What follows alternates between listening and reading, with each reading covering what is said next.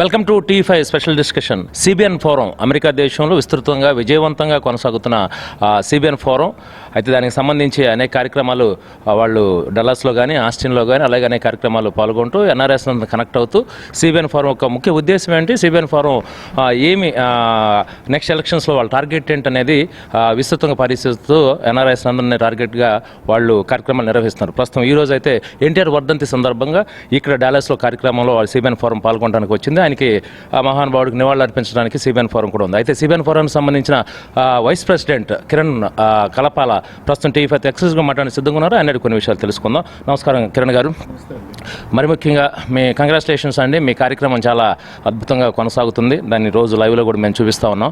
ఏంటి అసలు CBN ఫోరంలో America పర్యటన ఎందుకు టార్గెట్గా పెట్టుకున్నారు, మీ పర్యటన యొక్క ముఖ్య ఉద్దేశం ఏంటి? సిబిఎన్ చంద్రబాబు నాయుడు గారు అంటే ఆయనకి ఆంధ్ర ప్రజలు కానీ తెలుగు ప్రజలకి తెలియని పేరేం కాదండి.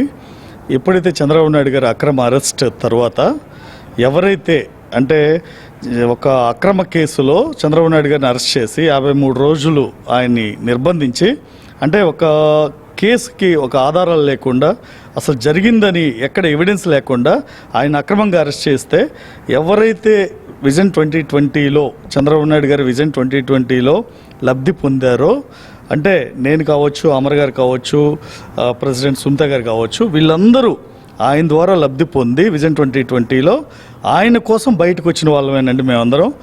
ఎప్పుడైతే హైదరాబాదులో నిరసన కార్యక్రమాలు స్టార్ట్ చేసి ఒక తారాస్థాయికి వెళ్ళినాయో అప్పుడు అంటే చంద్రబాబు నాయుడు గారు అరెస్ట్ అవ్వటం ఒక్క ఎత్తు అయితే ఆయన బయటికి రావటం, సిబిఎన్ గ్రాటిట్యూడ్ కన్సర్ట్లో కూడా మేము భాగం అవ్వటం, ఎప్పుడైతే ఆయన బయటికి వచ్చిన తర్వాత ఇక అయిపోయింది అన్న టైంలో సిబిఎన్ ఫోరం అనేది పురుడు పోసుకుందండి. సిబిఎన్ ఫోరం ఏంటంటే విజన్ 2047, చంద్రబాబు నాయుడు గారు విజన్ ఏదైతే ఉందో 2047, ఆ 2047లో మేము భాగమైనందుకు చాలా సంతోషం అండి.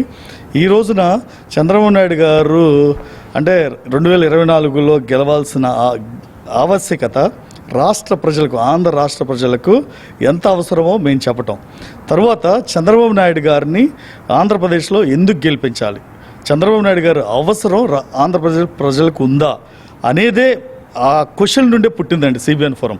ఎందుకంటే రాష్ట్రంలో గత 5 ఏళ్లలో చూస్తే అన్ని వర్గాల ప్రజలు, అంటే ఒక వర్గం కాదండి, వ్యాపార వర్గాలు కావచ్చు, రైతులు కావచ్చు, భవన నిర్మాణ కార్మికులు కావచ్చు, గవర్నమెంట్ ఎంప్లాయీస్ కావచ్చు, ప్రతి ఒక్కరూ జగన్మోహన్ రెడ్డి ప్రభుత్వం అణచివేత ధోరణితో చాలా ఇబ్బందులు పడుతున్నారు. కరెక్టే. అయితే ఈ సిబిఎన్ ఫోరం అనేది కేవలం ఎలక్షన్ టార్గెట్ మాత్రమే పెట్టారా, దాని తర్వాత కొనసాగించే అవకాశం ఉంది? లేదండి, ఇది సిబిఎన్ ఫోరం అనేది చంద్రబాబు నాయుడు గారు అరెస్ట్ తర్వాత పుట్టింది ఈ సిబిఎన్ ఫోరం.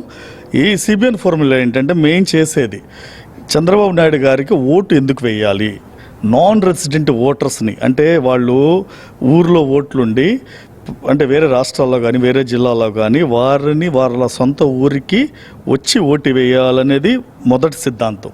2, ఎవరైతే ఎన్ఆర్ఐస్ ఉన్నారో ప్రపంచ దేశాలలో ఉన్నారో వారందరూ వాళ్ళ జన్మభూమి రుణం తీర్చుకోవడానికి ఇది సరైన అవకాశం అని సిబిఎన్ ఫోరం ఈ రోజున ఖండాంతరాలు దాటి హైదరాబాద్ నుండి అమెరికా వచ్చి డల్లాస్లో కానివ్వండి, ఆస్టిన్లో కానీ ఈ ప్రోగ్రాం చేయడం జరుగుతుంది. అంటే మా ముఖ్య ఉద్దేశం ఏంటంటే ఒక్క ఎన్ఆర్ఐ కనీసం 6 నుండి 7 మార్చగలిగితే ఆల్మోస్ట్ ప్రపంచ దేశాల్లో ఒక 10 లక్షల మంది ఎన్ఆర్ఐలు ఉన్నారనుకుందాం. 10 లక్షల మందిలో 1,00,000 మంది 7 చొప్పున మార్చగలిగితే 7 లక్షల మంది ఓటర్లు ఎవరైతే డైరెక్ట్గా తెలుగుదేశం పార్టీకి ఓటేస్తారండి, వాళ్ళు రేపొద్దున గతంలో 5,35,267 ఓట్ల మధ్య గ్యాప్తో పార్టీ ఓడిపోయింది. అంటే ఎన్ఆర్ఐలు రేపొద్దున సగం విజయాన్ని అందిస్తున్నారు. తరువాత వారు వచ్చి ప్రతి బూత్లోనూ వారి నియోజకవర్గంలో ప్రతి బూత్లోనూ వాళ్ళ నియోజకవర్గ ఇన్ఛార్జిని గెలిపించడం కోసం వాళ్ళు చేసే కృషి, అంటే బిఎల్ఎల్కి సపోర్ట్ చేయటం కానివ్వండి, లేదు అంటే కనుక వారి ఊరిలో వాళ్ళు చేయగలిగినంత సహాయం, అంటే ప్రతి ఊరికి ఒక ఎడ్యుకేట్ చేయటం. ఎందుకంటే వాళ్ళందరూ ఎన్ఆర్ఐస్ అంటే దేశ విదేశాల్లో స్థిరపడ్డారు, అంటే ఉన్నత చదువులు చదివి వ్యాపారంలో కానీ ఉద్యోగంలో కానీ స్థిరపడ్డారు.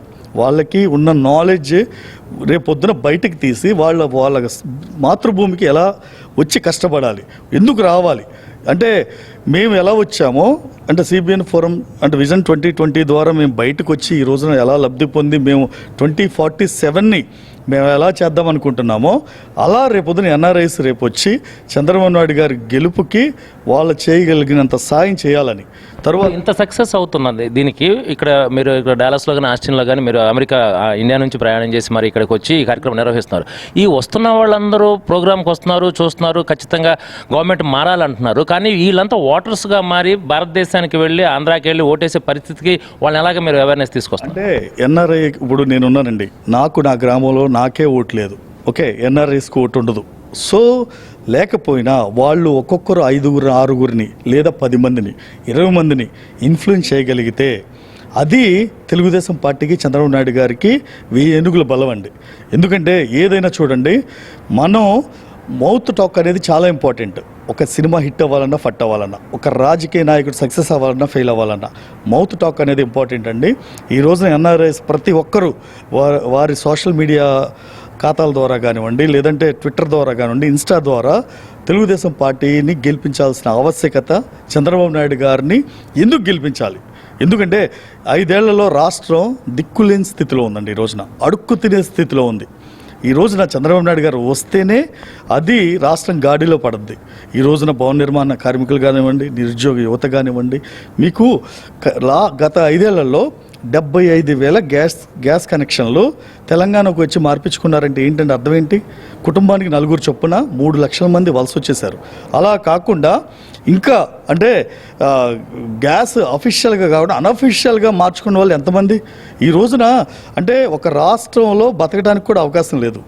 ఓకే, ఈ సిబిఎన్ ఫోరం మేము ఒకటేనండి, రేపొద్దున చంద్రబాబు నాయుడు గారిని గెలిపించాలి. యువత ఎవరైతే యువత ఉన్నారో వాళ్ళు my first vote for CBN అనేది, అంటే జీవితంలో ఒక్కొక్క మనిషికి ఒక్కొక్క మూమెంట్ ఉంటుందండి, వండర్ఫుల్ మూమెంట్. ఆ మూమెంట్ ఏంటంటే యువతకి వాళ్ళ ఓటు చంద్రబాబు నాయుడు గారికి వేస్తే వాళ్ళ జీవితంలో మరపురాని ఘట్టం అవుద్దండి. అది అయితే వైస్ ప్రెసిడెంట్గా సిబిఎన్ వైస్ ప్రెసిడెంట్గా సిబిఎన్ ఫోరం వైస్ ప్రెసిడెంట్ మీరు చెప్పండి, ఇప్పటివరకు ఎన్ని కార్యక్రమాలు నిర్వహించారు? నెక్స్ట్ ఇండియాలో కూడా నెక్స్ట్ కార్యక్రమాలు ఉన్నాయని చెబుతున్నారు. అమెరికాలో ట్రిప్ అయిపోయినట్టనా? ఆల్మోస్ట్ హైదరాబాద్లో 8 ప్రోగ్రాములు చేసామండి. 9 డల్లాస్లో చేసాము, సూపర్ సక్సెస్ అయింది. 10 ఆస్టిన్లో చేసాము, సక్సెస్ అయింది. తర్వాత న్యూజెర్సీ, కాలిఫోర్నియా, అట్లాంటాలో చేయాలి. వాతావరణ పరిస్థితుల దృష్ట్యా ఇక్కడ ఎక్కువ చలి ఉండటం వలన మేము చేయలేకపోయాం. పక్కనున్న హ్యూస్టన్, డల్లాస్కి 150-200 కిలోమీటర్ల దూరంలో ఉన్నా మేము వెళ్ళలేకపోయామండి.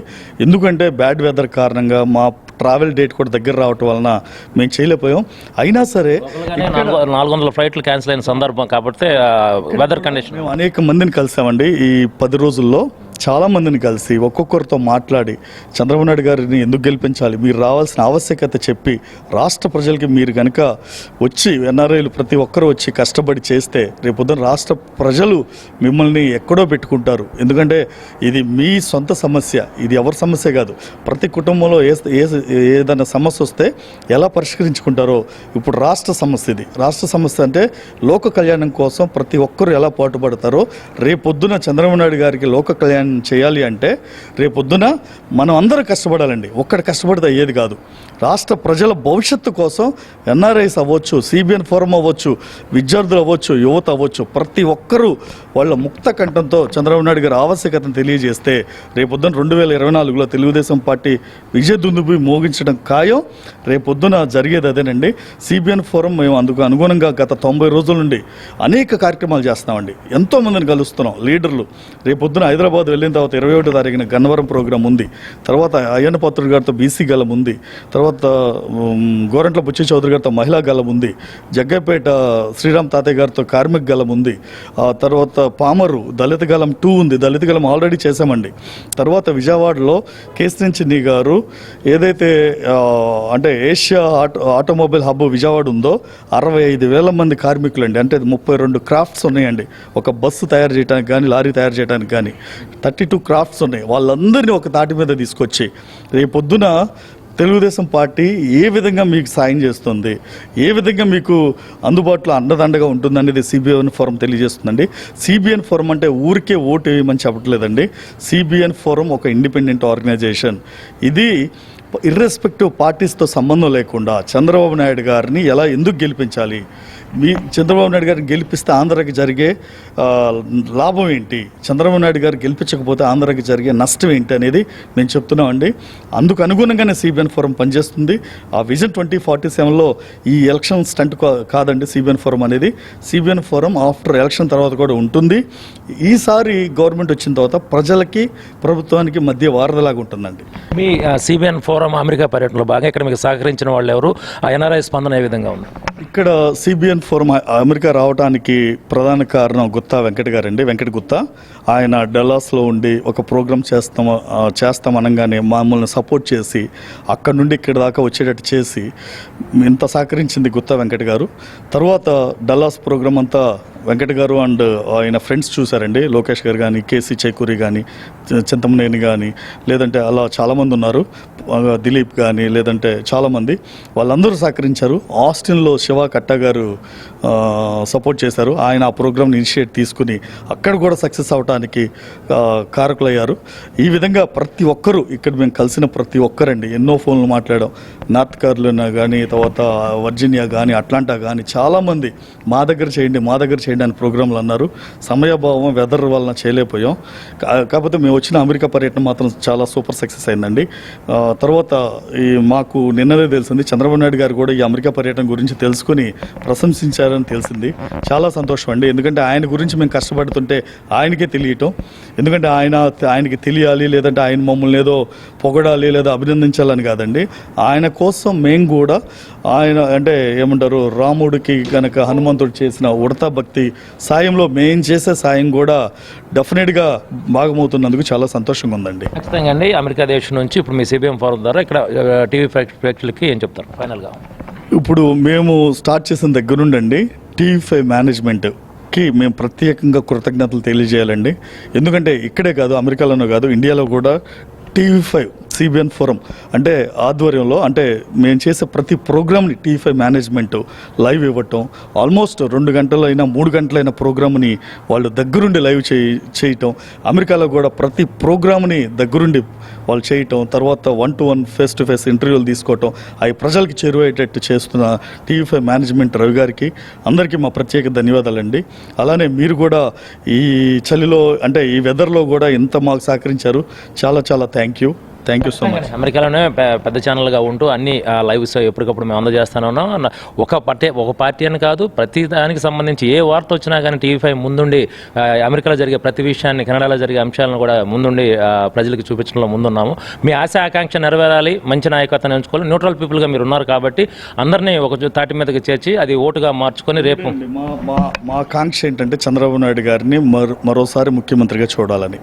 ఎందుకంటే చంద్రబాబు నాయుడు గారికి పదవులు కొత్త కాదండి. ఆయన ముఖ్యమంత్రి ఆల్రెడీ ఉమ్మడి రాష్ట్రంలో 9 ఏళ్ళు, విభజన ఆంధ్రప్రదేశ్లో 5 ఏళ్ళు చేశారు. ఆయనకి దేశంలో పదవులు ఎంతోమందికి, ఒక దళితుడిని స్పీకర్ చేశారు, ఒక సైంటిస్ట్ని రాష్ట్రపతి చేశారు, ఎంతోమంది ప్రధానులు చేశారు. ఆయన తలుచుకుంటే ఈరోజు పదవులు కొత్త కాదండి. ఆయన పదవుల కోసం పోకులాడే వ్యక్తి కూడా కాదు. ఆయన ఒకటే, ఆయన కుటుంబాన్ని వదిలేసి రాష్ట్రం కోసం, రాష్ట్ర ప్రయోజనాల కోసం ఒక చిన్న రాష్ట్రానికి, మన దౌర్భాగ్యం ఏంటంటే దేశంలో ఒక కీలకమైన నేతగా, చక్రం తిప్పిన నేతగా ఉండి ఈ రోజున అతి చిన్న రాష్ట్రానికి ముఖ్యమంత్రిగా అవటానికి మీరు ఆయన ఎన్ని ఆప్సోపాలు పడాల్సి వస్తుందో చూస్తున్నామండి. నేను ప్రజలకు ఒకటే చెప్తున్నాను, చంద్రబాబు నాయుడు గారు ఆంధ్రప్రదేశ్ రాష్ట్రానికి ఒక ముఖ్యమంత్రిగా అవ్వటానికి ఆయన కోరుకోవట్లేదు. రాష్ట్ర ప్రయోజనాల కోసం 5 కోట్ల ఆంధ్రుల కాంక్ష నెరవేర్చడం కోసం, భావితరాల భవిష్యత్తు కోసం ఆయన ముఖ్యమంత్రి అవ్వాల్సిన ఆవశ్యకత ఉందండి. ఎందుకంటే ఒక అవినీతి పరుడికి, ఒక విజనరీ లీడర్కి, ఒక ప్రిజనరీ లీడర్కి మధ్య జరుగుతున్న ధర్మ పోరాటం ఇది. ఈ ధర్మ పోరాటంలో రేపు ప్రజలందరూ ముక్త కంఠంతో ఆ అవినీతి పరుడిని ఇంటికి పంపిస్తే కానీ రేపొద్దున రాష్ట్ర భవిష్యత్తు, మనందరి భవిష్యత్తు బాగుంటుందని సిబిఎన్ ఫోరం ఆకాంక్ష. మీ సిబిఎన్ ఫోరం ముఖ్య ఉద్దేశం నెరవేరాలని మనస్ఫూర్తిగా అమెరికా నుంచి టీవీ5 కూడా కోరుకున్నాను. All the best Kiran garu. ఇది ప్రధానంగా CBN forum vice president Kiran కలపలతో ప్రత్యేక చర్చ. నేను సుందర్ తుర్మిళ్ళ, టీవీ5 డాలస్.